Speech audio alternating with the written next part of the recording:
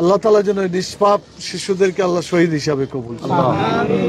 বাংলাদেশ জামাত ইসলামী ঢাকা মহানগরী উত্তরের পক্ষ থেকে এই এলাকায় যে বিমান দুর্ঘটনা গত পরশুদিন ঘটে গেছে, এটা অত্যন্ত মর্মান্তিক। আমার মনে হয় ঢাকা মহানগরীতে এইভাবে বিমান দুর্ঘটনায় এত লোক কখনো মারা গেছে বলে আমরা জানি না।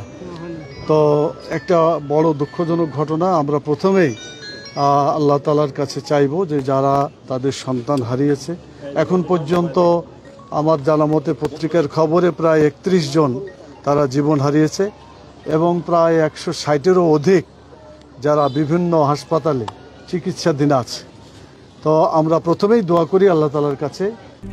RICL TMX, যুগের পর যুগ স্থাপনা থাকে মজবুত।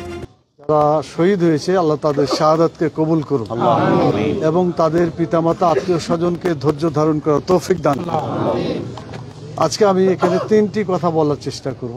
একটি হচ্ছে আল্লাহ তাআলা মানুষের হায়াত মতকে নির্ধারণ করে রেখেছেন, কে কখন কোথায় ইন্তেকাল করবে এটা যে আপনার আমার বলার বা চিন্তা করার কোনো সুযোগ নাই।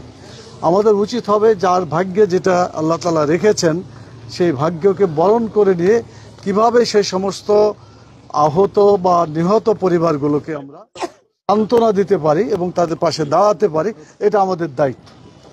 তারই একটা কর্মসূচি হিসাবে বাংলাদেশ জামাত ইসলামের পক্ষ থেকে আমাদের সম্মানিত আমিরে জামাত ডক্টর শফিকুর রহমান সাহেব বার্ন ইউনিটে গিয়েছিলেন, আরও বিভিন্ন জায়গায় গিয়েছিলেন তাদের দেখতে, এবং তিনি ইতিমধ্যে ঘোষণা করেছেন যে তাদের চিকিৎসার জন্য 50 লক্ষ টাকা জামাতের পক্ষ থেকে তিনি বরাদ্দ করেছেন এবং এই পরিবারগুলোর খোঁজ খবর নিয়ে কারা কী অবস্থায় আছে, কার কোন ধরনের চিকিৎসা দরকার সে ব্যাপারে তথ্যটা নিয়ে ইতিমধ্যে কাজ শুরু হয়ে গেছে। যেমন এখানে আমরা তালিকা তৈরি করছি এবং আজকে আমি এসে ডাইরেক্ট ময়দানে খোঁজ খবর নেওয়ার চেষ্টা করছি। এখানে যারা আছেন দায়িত্বশীল ভাইরা তার এসে খোঁজ খবর নেবেন।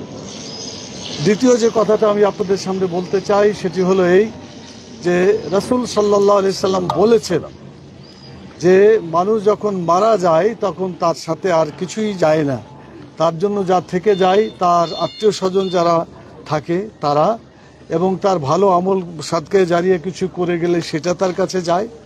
তো এইভাবে রাসূল সাল্লাল্লাহু আলাইহি সাল্লাম কিছু ভালো কাজের কথা উল্লেখ করেছে। তো যেহেতু এরা ছোট্ট শিশু নিষ্পাপ, কারণ ক্লাস 3-তে আর বয়স কত হবে, 10-এর বেশি হওয়ার কথা না, 8-9, অথচ 10 বছরে যায় নামাজ ফরজ হয়। তো সেই দিক থেকে তারা নিষ্পাপ। আল্লাহ তাআলা যেন নিষ্পাপ শিশুদেরকে আল্লাহ শহীদ হিসাবে কবুল করেন।